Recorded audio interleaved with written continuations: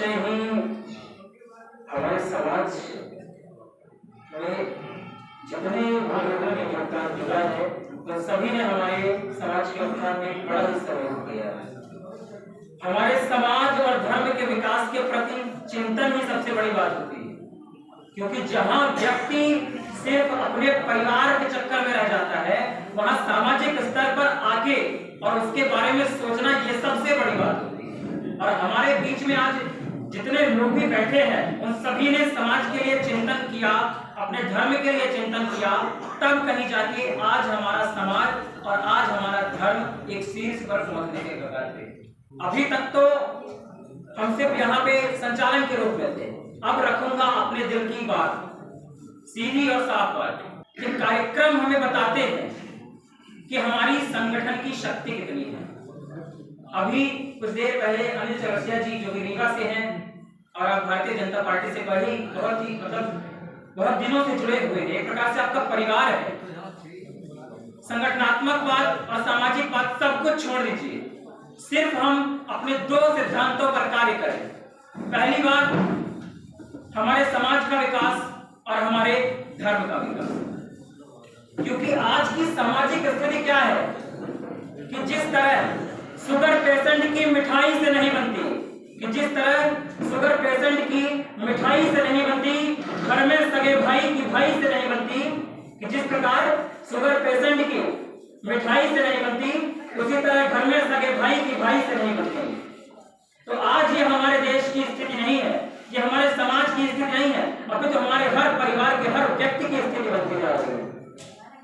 हमारा समाज अगर टूट रहा है तो कहां से टूट रहा है? आज अगर एक भाई 2 महीने के लिए घर से बाहर निकल जाए तो हम उसकी जमीन कब्जा करके बैठ जाते हैं।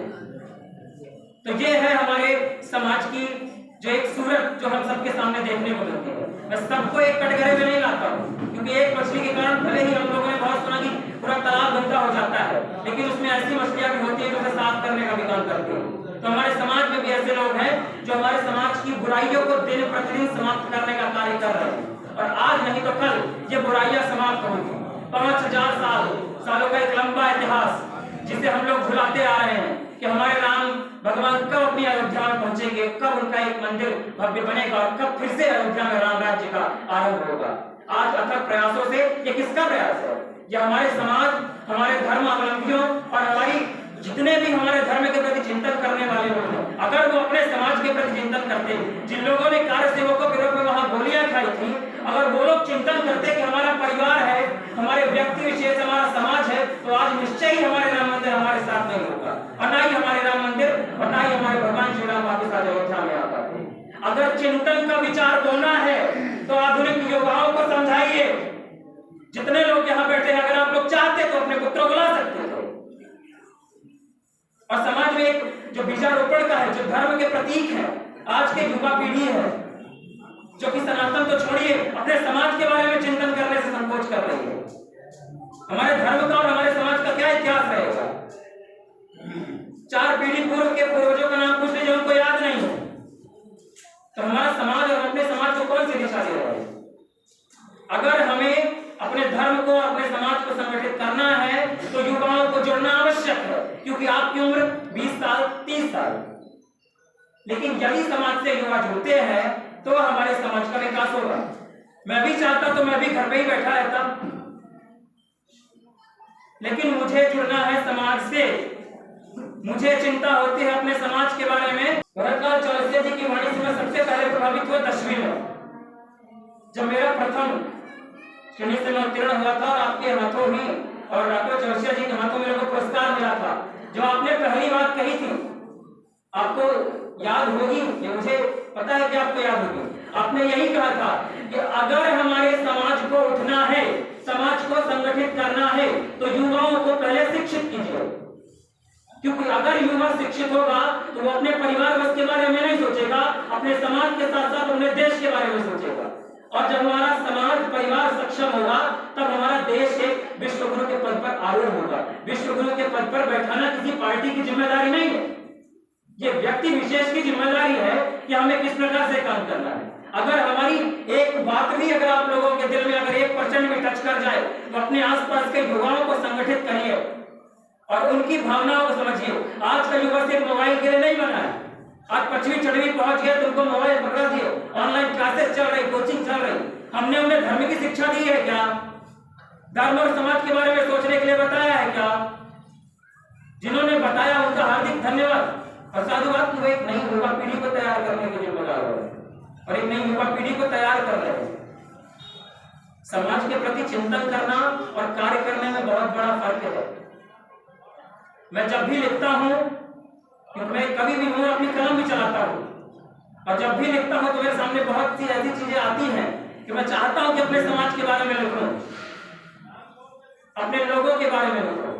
और मैं लिखता हूं आगामी 26 जनवरी और नाग पंचमी के उपलक्ष्य में मेरी 2 कविताएं प्रकाशित होंगी। भारत देश में चौरसिया का इतिहास, ये पहला विषय।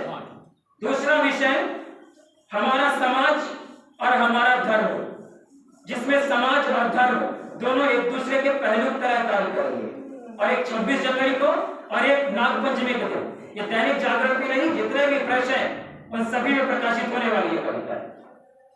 और इससे मुझे लगता है कि जितने लोग ये कविताओं को सुनेंगे या पढ़ेंगे, उनसे उनके युवाओं के मन में कुछ तो भावनाएं जागृत होंगी कि हमारे समाज और देश के प्रति वो चिंतन करें। आज जब मैं मंचों पर खड़ा होता हूं तो मेरी सिर्फ एक ही बात होती है, भारत मां की जय से शुरू और भारत मां की जय पे खत्म।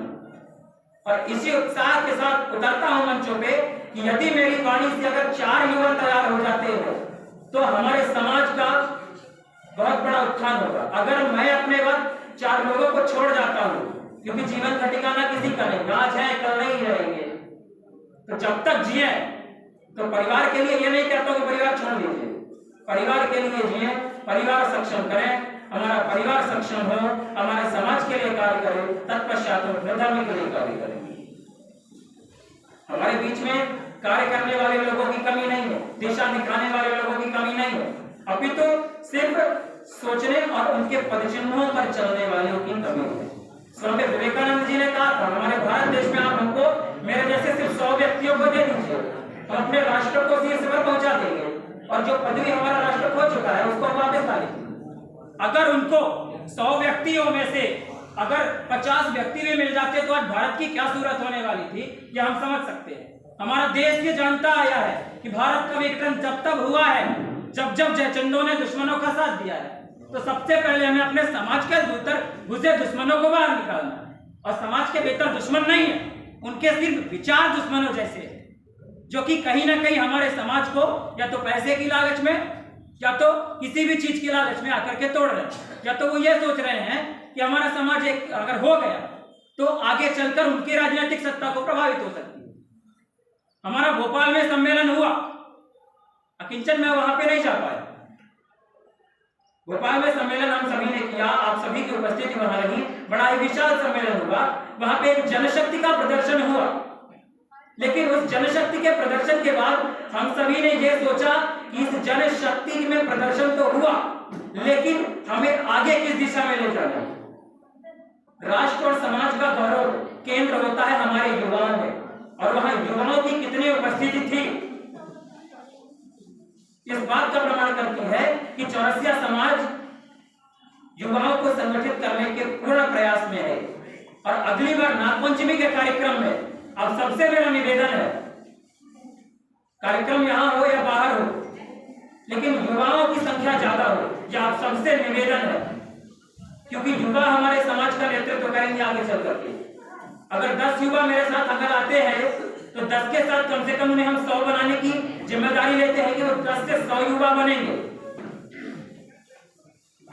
हमें अपनी शिक्षा के साथ साथ अपने राष्ट्र और धर्म के प्रति चिंतन करना सर्वाधिक आवश्यक है, क्योंकि हम आज भेज रहे हैं अपने बच्चों को मिशनरी स्कूलों में। शायद ही यहाँ कोई ऐसा होगा जो कि मिशनरी स्कूलों से प्रभावित ना हो, कि शायद ही भेज रहे हैं हम अपने बच्चों को मिशनरी स्कूलों में। धर्म संस्कृति को भुलाई जा रही है, इस भूल में मत रहना। आपकी अगली युवा पीढ़ी ईसाई बनाई जा रही है। अगर हमारे धर्म को जागृत करने वाले और चिंतन करने वाले न होते तो शायद आज हम अपने जो हिंदुत्व का जोर शोर से डंका पीट रहे हैं कि हम हिंदू हैं, तो हम हिंदू ना कह पाते। तो हमें उन राष्ट्र पुरुषों के बारे में भी सोचना चाहिए कि वो राष्ट्र पुरुष गए हैं तो हमें विरासत में अपनी आजादी देकर गए हैं, तो इसे हमें समझना है, इसे बचा के रखना है और इसे आगे बढ़ाना है। और राम मंदिर जो निर्माण हो रहा है उसके बीच में एक प्रपत्र हम सबके बीच में आया है। श्री राम मंदिर का जो ट्रस्ट है, ट्रस्ट से ये विषय निकल के आया है कि हर घर में अक्षत और पुष्प पहुंचे। आपका निमंत्रण हो अयोध्या धाम के लिए, लेकिन निवेदन ये है कि हम अपने समाज में ही अपने मोहल्ले को और अपने पास में जो भी मंदिर हो उसी को अयोध्या बनाए और उसी में ही हम वैदिक अनुष्ठान या तो रामचरितमानस या तो सुंदरकांड का पाठ करवा करके एक भव्य वातावरण तैयार करें और रामलला के आगमन पर हम सभी एक उत्साह के रूप में रामलला के जन्मोत्सव तो नहीं, लेकिन एक बार ये पक्का है कि उनकी वापसी हो रही है, तो हमें दीपावली जैसा माहौल बनाना चाहिए। एक बार फिर से भारत में दीपावली मननी चाहिए, क्योंकि 14 वर्ष प्रतीक्षा करने के बाद अयोध्या पहुंचे थे तो दीपावली मनी। अभी बाद आ रहे तो क्या होना चाहिए, ये चिंतन आप सबके बीच में। तो निश्चय ही आप सभी लोग ये प्रतिज्ञा लीजिए कि अपने घर में कम से कम 11 दीपक और मंदिरों में कम से कम 11 दीपक हम सभी को जलाना है और धूमधाम से भगवान श्री रामचंद्र की वापसी की जो तिथि है उसको धूमधाम से मनाना है। एक बार जोरदार भगवान श्री रामचंद्र की